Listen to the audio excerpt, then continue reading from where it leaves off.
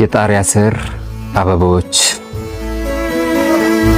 በእውነተኛ ታሪክ ላይ የተመሰረተ ድንቅ መጽሐፍ ምዕራፍ 1 ክፍል 2።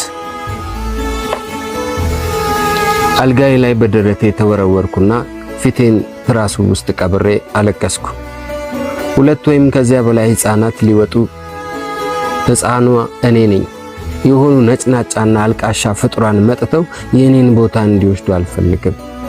ስቅስቅ ብዬ እያለቀስኩ የሆነ ሰው መጉዳት ባልችል እንኳን የሆነ ነገር መጉዳት ስለፈለኩኝ እጆቼን ጨብጬ ትራሱን በቡጢ ቀጠቀጥኩት። አልቅሼ ሲወጣልኝ ቀና ብዬ ተቀመጥኩና ጠፍቶ ስለመሄድ ማሰብ ጀመርኩ። እናቴ የተቆለፈው በሬ ላይ ሆና እየጠራችኝ ነው። ካቲ አለችኝ እናቴ።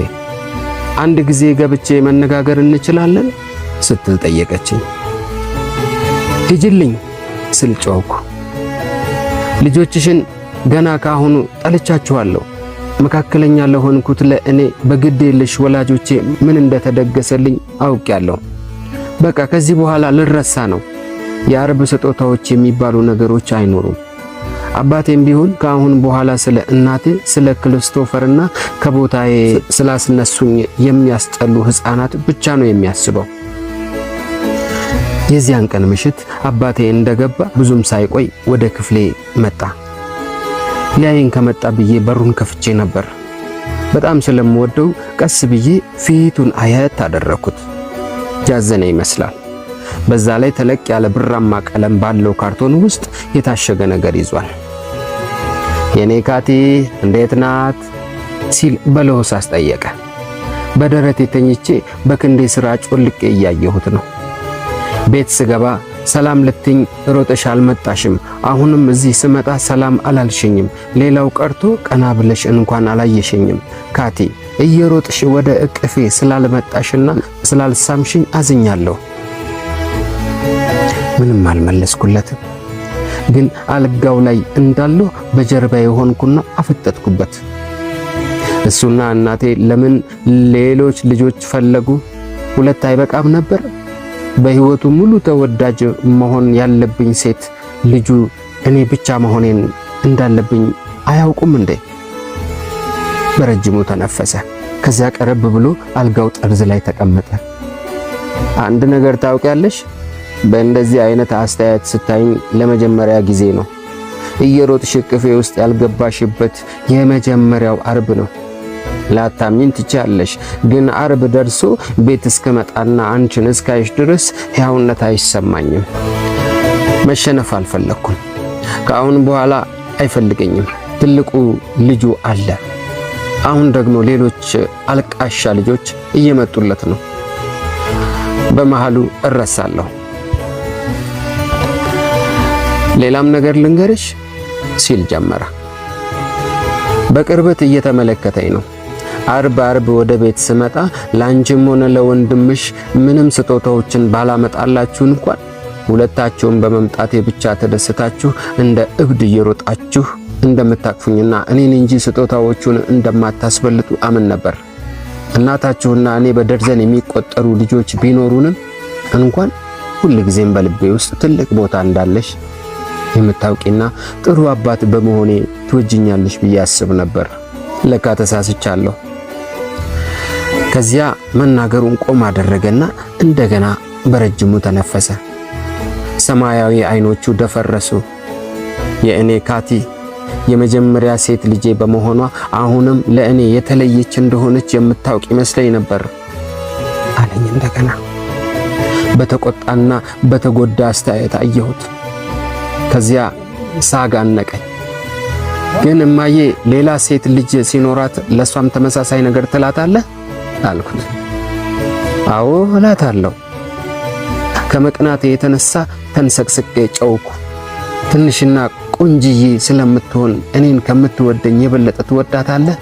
በጣም ልወዳት እችላለሁ፣ ግን ካንቺ የበለጠ አይሆንም አለና ክንዶቹን ዘረጋ። ከዚህ የበለጠ መቋቋም አልቻልኩም። ከተጋደምኩበት ብድግ ብዬ ደረቱ ላይ ልጥፍ አልኩና አጥብቄ አቀፍኩት። እቅፉ ውስጥ እንዳለው ማልቀሴን እንዳቆም አባበለኝ። አታልቅሽ ካቲ፣ ቅናት አይሰማሽ። የምወድሽ በፍጹም ከነሱ ባነሰ አይሆንም። ደግሞ ካቲ እውነተኛ ሕፃናት ከአሻንጉሊቶች የበለጠ ደስ ይላሉ። ታያለሽ፣ ትወጃቸዋለሽ። እናትሽ ልትይዛቸው ከምትችላቸው በላይ ልጆች ስለሚኖሯት ያንቺን እርዳታ መፈለጓ የማይቀር ነው። እኔ ቤት በማልኖርበት ጊዜያት እናትሽ የሁላችንንም ሕይወት ቀላል የምታደርግ ውድ ልጅ እንዳለቻት ማወቄ በራሱ ጥሩ ስሜት እንዲሰማኝ ያደርገኛል አለችና ሞቃት ከንፈሮቹን በእንባ የራስ ጉንጬ ላይ አረፉ። ነይ አሁን ስጦታሽን ክፈቺ እና ውስጡ ስላለው ነገር ምን እንደምታስቢ ንገሪኝ አለኝ። ስጦታውን ከመክፈቴ በፊት አይኖቹ ውስጥ ላስቀመጥኩት ሐዘን ማካካሻ ፊቱን በሙሉ በመሳም አዳረስኩትና የበለጠ ጥብቅ አድርጌ አቀፍኩት። በሚያምረው ካርቶን ውስጥ ኢንግላንድ ውስጥ የተሰራ ብርማ ቀለም ያለው የሙዚቃ ሳጥን ነበረበት። ሙዚቃው ሲጫወት ሮዝ ቀለም ያለው ቀሚስ የለበሰች አሻንጉሊት መስታወቱ ፊት እየተሽከረከረች ትደንሳለች። የሙዚቃ ሳጥን ብቻ ሳይሆን የጌጥ መያዣም ነው አለና ካርቶን ውስጥ ከነበረችበት ማስቀመጫ ውስጥ ቀይ ፈርጥ ያለባት የወርቅ ቀለበት አውጥቶ ጣቴ ላይ አጠለቀልኝ። ገና ካርቶኑን ሳየው ልገዛልሽ እንደሚገባኝ አወቅ እና በዚህ ቀለበት የኔዋን ካቲ ለዘላለም እንደምወዳት ቃል እገባለሁ አለኝ። አባታችን ሕፃናቱ እስኪወለዱ ለመጠበቅ ለ2 ሳምንት ያህል እቤት ነበር። ሁል ጊዜ እናትና አባታችን ከባልና ሚስትነት ይልቅ ወንድምና እህት ይመስላሉ ብላ የምትናገረው ጎረቤት የምትኖረው ወይዘሮ ቤርታ ሲምሰን ወጥ ቤት ውስጥ ሆና ምግብ እያዘጋጀችልን ነበር። 4 ሰዓት አካባቢ አባታችን ወደምንመገብበት ክፍል እየተጣደፈ ገባና ለእኔና ለክሪስቶፈር እናታችንን ሆስፒታል ይዟት ሊሄድ እንደሆነ ነገረን። አትጨነቁ፣ ሁሉም ነገር ጥሩ ይሆናል። ወይዘሮ ሲምሰንን እንዳታስቸግሯት፣ የቤት ስራዎቻችሁን ስሩ። በጥቂት ሰዓታት ውስጥ ወንድሞች፣ እህቶች ወይም ደግሞ ወንድምና እህት ማግኘታችሁ ታውቃላችሁ አለን አባባ። በማግስቱ ጠዋት አባታችን ከሆስፒታል ሲመለስ ጺሙን ሳይላቸው ልብሱም ተጨማዶ በጣም የደከመው ቢመስልም በደስታ እየሳቀ ገምቱ፣ ወንዶች ወይስ ሴቶች አለ። ወንዶች አለ ኳስ መጫወት የሚያስተምራቸው ወንድሞች የሚፈልገው ክሪስቶፈር። እኔም የምፈልገው ወንዶች እንዲሆኑ ነው። የአባቴ ፍቅር የሚነጥቁን ሴቶች ልጆችን አልፈልግም። ወንድና ሴት ናቸው አለ አባታችን በኩራት። እስከዛሬ አይቻቸው የማላውቃቸው አይነት የሚያማምሩ ፍጥረታት ናቸው።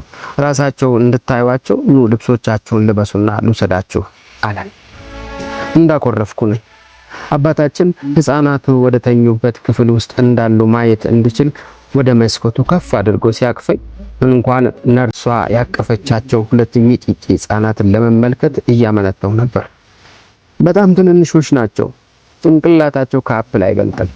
ትንንሽ እጆቻቸው በአየር ላይ ይወናጨፋሉ። አንደኛው ደግሞ ልክ በመርፌ እንደተወጋ አይነት ይጮሃል።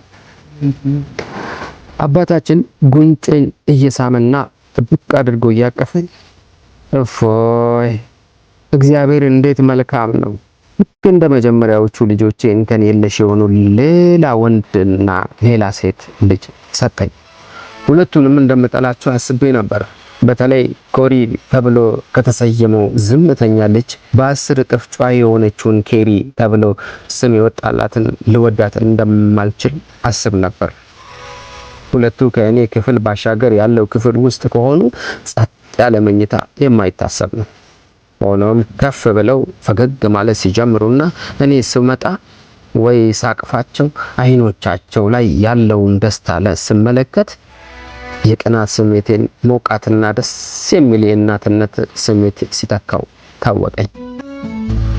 የትምህርት ሰዓት እንዳለቀ እነሱን ለማየት ከእነሱ ጋር ለመጫወት የሽንት ጨርቃቸውን ለመቀየር ጡጧቸውን ለመያዝና እነሱን ለማቀፍ ወደ ቤት እጣደፍ ጀመር።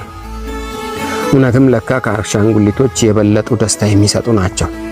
እኔ ሁለቱንም ለመውደድ ልቤ ውስጥ ቦታ እንዳለኝ ሲገባኝ ወላጆቼም ልባቸው ውስጥ ቁጥራቸው ከ2 በላይ ለሆኑ ልጆች የሚሆን በቂ ቦታ እንዳላቸው ተረዳሁ።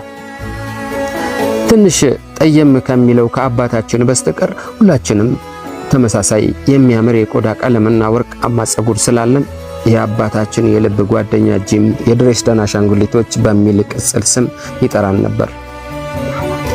እሱን የሰሙ ጎረቤቶቻችንን የሚጠሩን በዚሁ ስም ነበር። መንትዮቹ 4 ዓመት ሲሆናቸው ክሪስቶፈር 14 ዓመት ሞላው። እኔም 12ኛዬን ይዣለሁ። ለየት ያለው አርብ መጣ። የአባታችን 66ኛ ዓመት የልደት ቀን ነው። ድንገት ልናስገርመው ግብዣ አዘጋጅተናል። እናታችን ተጣጥባና ተቆነጃጅታ ተረት ተረት ላይ ያለችውን ልዕልት ትመስላለች። የምግብ ቤቱ ጠረጴዛ በምግቦች ተሞልቶ አሸብርቋል። ስጦታዎች ሁሉ ተደርድረዋል። ለቅርብ ወዳጆቻችንና ለቤተሰብ ብቻ የተዘጋጀ ግብዣ ነበር። ሁላችንም አምሮብንና ተውበን አባታችን እስኪመጣ መጠበቅ ጀመረን። 11 ሰዓት አለፈ። እየጠበቅነው ነው።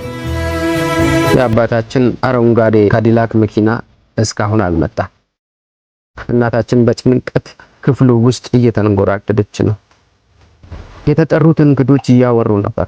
አባታችን በተለምዶ 10 ሰዓት ላይ ይመጣ ነበር። እንዲያውም አንዳንድ ጊዜ ከዚያ ሁሉ ቀደም ይላል። ዛሬ ግን ያለ ወትሮው በጣም ዘግይቷል። 1 ሰዓት ሆነ። አባታችን ግን ብቅ አላለም።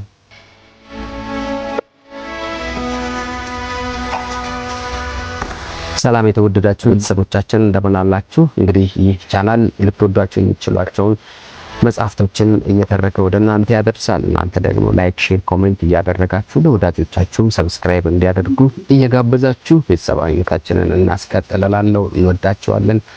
ከኛ ጋር አብራችሁ ስለሆናችሁ እናመሰግናለን።